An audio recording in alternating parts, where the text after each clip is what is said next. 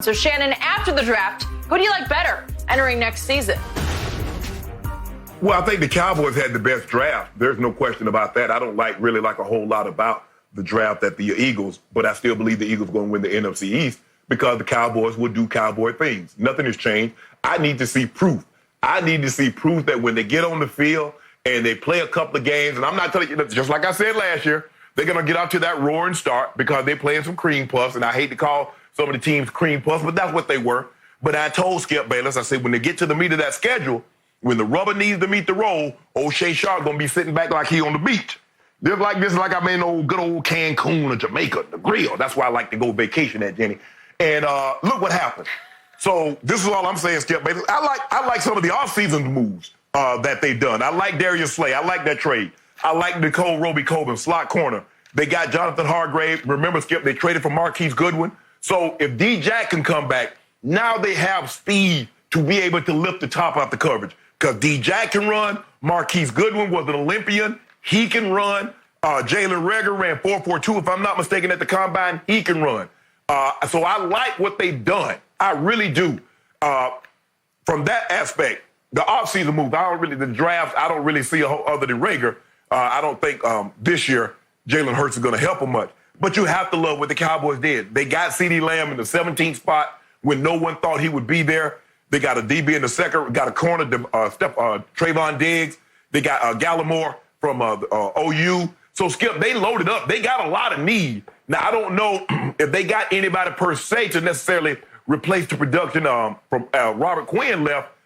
Byron Jones, I think they can find somebody to break up passes. It wasn't like he was a takeaway machine, Skip. So if you can get 2 interceptions, you superseded what Byron Jones did last year. So with that being said, Skip, I believe that the Cowboys might even have the better team. But when it's all said and done, you guys will not be NFC East champs. You will be disappointed again. So would Jamie Foxx be crying, be imitating me on IG, talking about how I rolled up on him. I did, and going to do it again because guess what? The Cowboys going to mess it off again, and I'll be happy. You'll be sad saying, I don't know what happened. So your only out is the Cowboys are going to do Cowboy things. So, Dak has won the division twice, right? And how many times have we won the division, Skip? How many, Skip? You won it twice. They both. 2 and 2. Okay, then. So 2 and 2. Okay. This is this for the championship right here. This for the title. Question. Is old 8-8 Jason Garrett still around? Is he still Coach clapping? Is he still over there clapping on the sideline, butt patting as they go by him after they turn the ball over? It's okay. It's okay. Is that guy still there? I don't think so. No, he's not. I think we got Mike McCarthy, who was very successful as a Green Bay coach, who's a made man with a Super Bowl victory, who coached Brett Favre and, dare I say, even Joe Montana and Aaron Rodgers. I'll take that as an upgrade over old 8-8 Jason. Yeah, what y'all do have, y'all got what they call Massage Mike. You remember on Saturday, every Saturday, Skip, instead of being out there going through walkthroughs with the team like he's supposed to be, he getting a massage up in his office. So they dubbed him up in Green Bay, Massage Mike. Massage Mike McCarthy. Yep. Yeah, how about that? That's what you got. At least Jason Garrett was attentive. At least Jason Garrett was going through walkthroughs and not sending his lieutenants to do his job. How about that, Skip? Heck, if I know Jerry Jones, he probably liked the fact that he was Massage Mike. That might have been why he hired him. Have your fun when it's time to have your fun, because we know Jerry does. So here's the point. Yes. This offseason, on paper, my Dallas Cowboys have shot past the Eagles. I'm just doing it on paper, and I give you Darius Slay.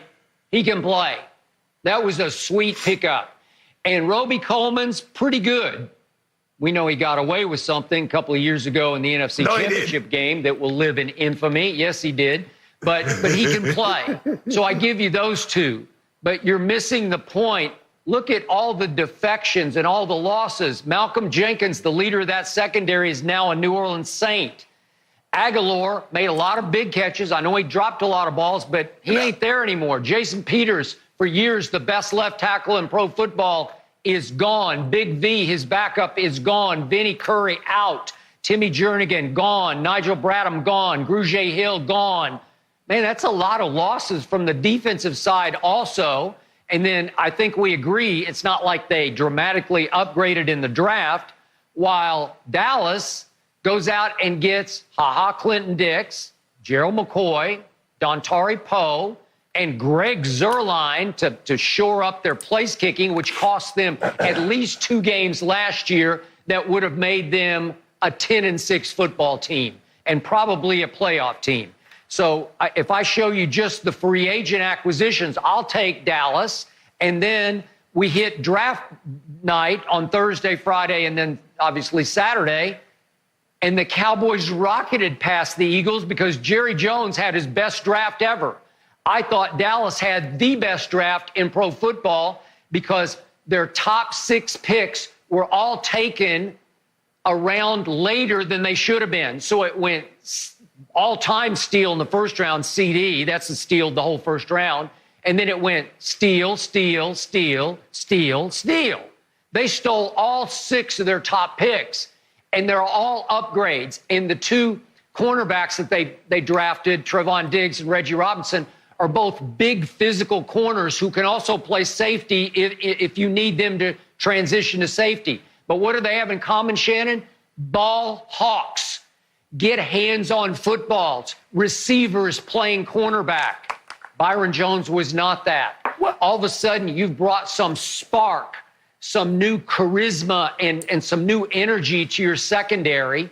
And Neville Gallimore, I watched every snap he played at Oklahoma. All he does is just disrupt. He just leaps off your screen making plays. And you continue not to talk about Bradley Anae, taken later in the 5th round. All he was the Pac-12 defensive end of the year, all Pac-12 2 straight years, had 24 sacks over his last 2 years. I have no idea how he was available. Mel Kiper had him available, thought he should have gone 90 picks earlier than he was taken. It's a steal, and he will help. And I believe Aldon Smith will be reinstated. I believe Randy Gregory will be, and I think they're going to contribute along with Bradley Anae, the cliff diver from Hawaii. He plays with edge, high motor. All of a sudden, you've brought high motor playmakers everywhere on defense, and you're adding CeeDee Lamb to Amari Cooper. Wait a second. And Gallup. And wait a second. Number 21 still in the backfield the last time I checked, and the offensive line still top 5. It's explosive. I'm looking at firepower. No, wait a minute. Wait a minute. You tell me, you just told everybody just 2 weeks ago, Zeke Elliott looks like he was still running in Cabo San. He's not that same guy. You only want Amari to play at home games. Jerry vastly overplayed because the guy tapped out against the Eagles. He tapped out against New England. He tapped the Jets. But now all of a sudden you heaping praise. Also, now it was me. I like Stephon Diggs. You said, when I watched Alabama, he didn't leap off the screen. Now, all of a sudden, he's with the Cowboys. He's jumping out the Jumbotron. What? What is this? First of all, another thing, Skip Bayless. No, I can walk. Hold on. Go ahead. Okay, look, Trevon Diggs. I just didn't like him against LSU because Jamar Chase was just picking on him. And it scares me. It haunts me, which is why I said publicly, I didn't say it on Undisputed, I tweeted this before the draft, I don't like Trevon Diggs at number 17 in the first round, where a lot of people were mocking him to Dallas, and I was mocking that pick. That's no good. But if you can get Trevon Diggs, who might have gone to you at 17, if you can get him at 51, are you kidding me? That's a steal. Then it's worth it that he had one really bad game against LSU, because a lot of people had bad games against Joe Burrow. I'm okay with that. He is still he's an athletic. I like his bloodlines to his big brother. He's a receiver playing cornerback. It's something we haven't had before. And I think he's got a little spark to him because of his brother. And somebody else I'm talking to right now came into the league with a big brother who was a star. And did it help a guy named Shannon Sharpe turn into a Hall of Famer because he had a big brother named Sterling Sharpe, who was a great receiver? Stephon Diggs is he's pretty good. Skip, I think the thing is that it's going to help. He can help Trayvon understand that what it's like to be a professional and how do you have to do your work. But he's going to have to make the plays. Let me tell you something about stealing. Skip, I can go to a local convenience store. I can put something in my pocket and walk round and round in that store. It's not a steal until I try to leave the premises. Okay, you keep saying all these guys were steals. They only become steals if they can play. If they can't play, guess what they're called? B-bus. That's what they'll be called. Yep. So before you call them steals, let's see if they can play. Let's see if they stolen something, if Jerry stole them in the later rounds of the draft. Because like I said, I put something in my pocket, I can go aisle to aisle as long as I don't leave the premise. Okay, you say they stole them. Let's see when we put them on the field if they can play. If they can't play, guess what? You thought you stole something and you got costume jewelry. That's what you got. Are you speaking of Jalen Reagor by chance? The guy that the Eagles took in the first round? Could he be costume jewelry? Could he be zirconium? He might be. Whoa, hold on. We're talking about the Cowboys and how they stole all these players around the two lower than what many believe they should have gone. Okay, there have been some guys that go higher than what people think they should have gone. And how did that work out? Sometimes, Skip, look, it's kind of like horse racing. You breed the best to the best and hope for the best. And all of them look like the muscles are short and you see all the veins. It's not until you get them to the track and they get next to the other 15, 16 thoroughbreds, whether or not you know what you got. So, yeah, all of them look good. They put the little cap on, Cowboys, and Jerry's on his big yacht. I'm great. I've always wanted to be a Cowboy.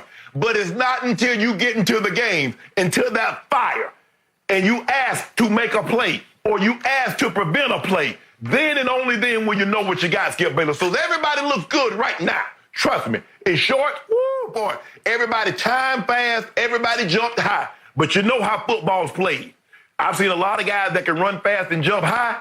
Man, when they put them pads on, look like Tarzan, played like Jane. And all of a sudden, that cheetah turned into a snail. So we're about to find out, Skip Bayless. We're going to find out if what you say is true. By the way, quick point of order. One time in 1992, Jimmy Johnson came to me the first day after the rookies came in, not in pads, just in shorts. And he had taken a kid in the 6th round who will go nameless for the sake of this conversation. Jimmy walked over to me and said, so-and-so can't play. I said, you just drafted him. He said, I know, but I saw him out here today and he can't play. Oh, and he was right. He couldn't play. Okay, so now I'm going to change the subject to the ultimate difference maker in this debate that we're having right now.